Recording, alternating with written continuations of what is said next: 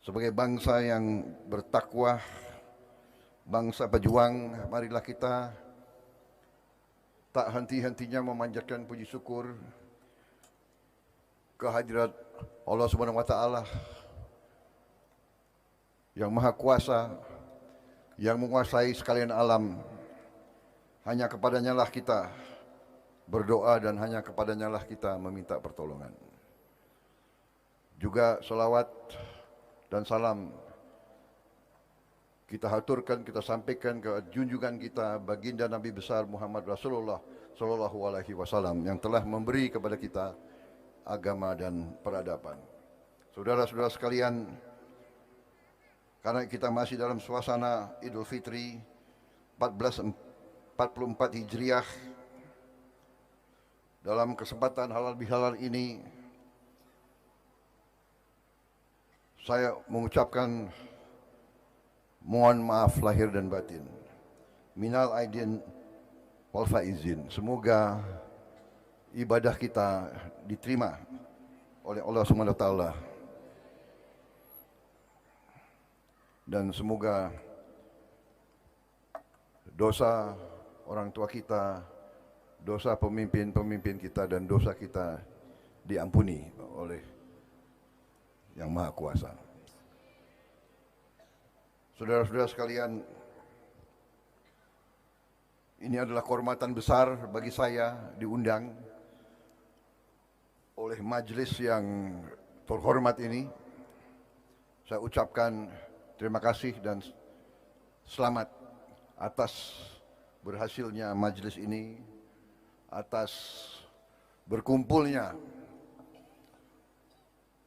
para keluarga besar majelis yang datang dari jauh-jauh di Masjid Kebanggaan Bangsa Indonesia, yaitu Masjid Istiqlal yang kita hadir pada malam hari ini. Saudara-saudara, bapak-bapak, ibu-ibu sekalian yang saya hormati, saya ingin pada kesempatan ini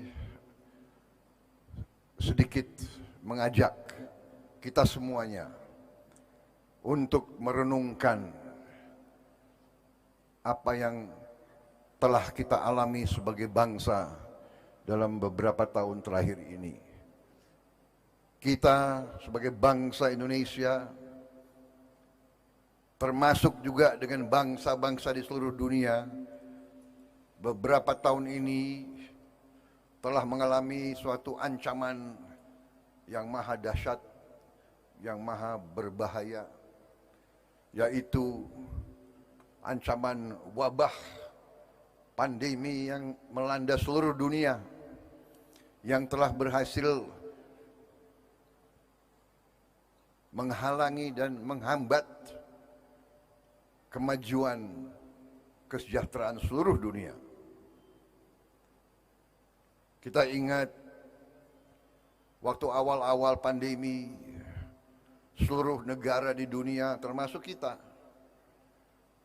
cukup panik. Kita belum punya vaksin, kita belum tahu obat apa yang mampu. Tapi alhamdulillah, karena bangsa kita bersatu antara pemimpin dan rakyat, antara ulama dan umaroh, antara semua unsur kita bersatu, kita rukun, kita kompak.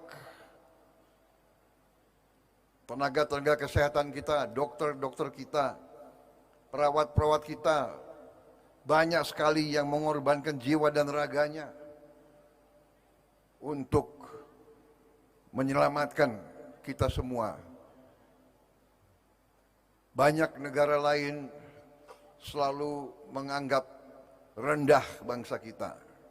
Kita harus mengerti. Di awal-awal pandemi, mereka katakan bahwa kesehatan bangsa Indonesia ambruk, sistem kesehatan bangsa Indonesia ambruk. Di CNN, di mana-mana Kita ingat mereka katakan the Indonesian health system on the verge of collapse. Mereka katakan kita collapse. Alhamdulillah, alhamdulillah, alhamdulillah.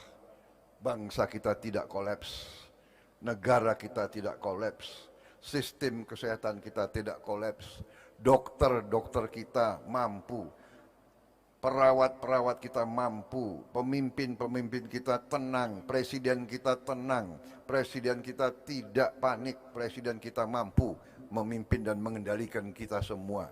Saudara-saudara, kita patut bersyukur, dan untuk itu saya mengajak, marilah kita terus bersyukur.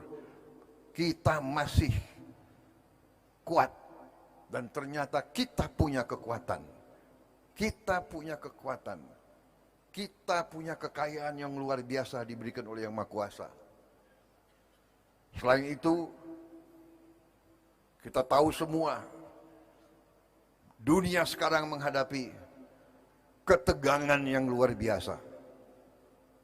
Ketegangan yang luar biasa di Eropa, yang katanya itu adalah sumbernya demokrasi, sumbernya hak asasi, sumbernya kehidupan maju modern, benua katanya yang paling kaya, ternyata terjadi perang yang sangat dahsyat.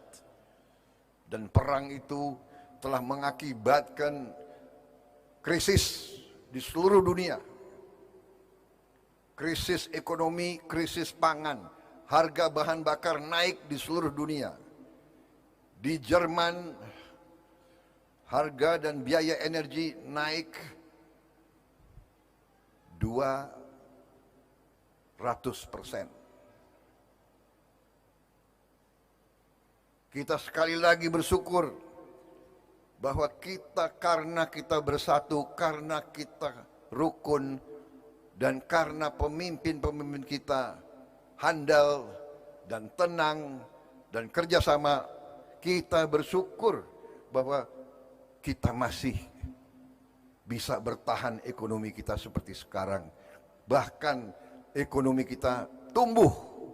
Di mana negara-negara lain macet, kita bisa tumbuh, masih bisa tumbuh.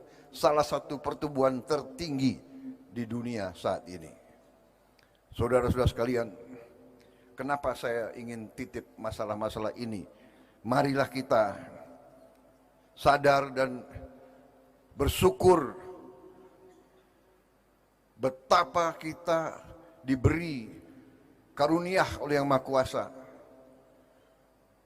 Saudara-saudara sekalian, sekarang Indonesia oleh pihak dunia, oleh para ahli dan para pakar dunia, kita diramalkan sebentar lagi kita akan terus maju, terus berkembang menjadi salah satu negara yang paling kuat dan paling makmur di dunia.